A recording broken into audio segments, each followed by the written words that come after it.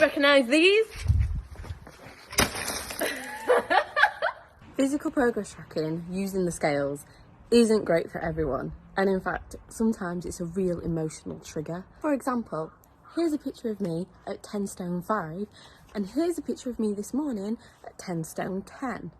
Sometimes the scales don't show us really what we're trying to measure. So what other ways can you use physical progress tracking? You could use the tape measure. You need to make sure that it's anthropometric tape because it doesn't stretch.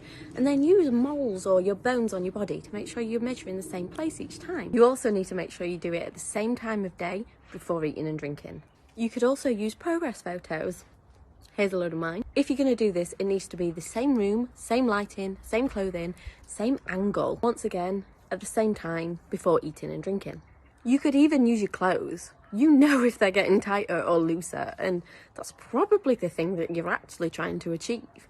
If you're going to have goal clothes, then you need to make sure that they're realistic. So maybe they're 1 to 2 sizes smaller, otherwise you're going to demotivate yourself. It's also a good idea if you get them in the same type of body shape that you already are, so that they have a better chance of looking good. If you take a photo trying to get into them every single week, you'll be able to see that progression from week to week.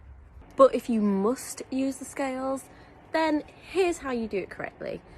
Take your weights over 3 to 7 consecutive days, so one day after the other.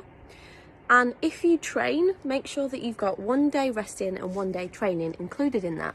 Take an average of those weights, and that will account for weight fluctuations that we all experience. Once again, make sure these are done in the morning on the same place on the floor to account for any floorboards making a difference to it, and before you eat and drink. Whatever you choose, remember your weight and size have no connection at all to your worth. If you want to lose some fat, you don't have to hate yourself while you do it.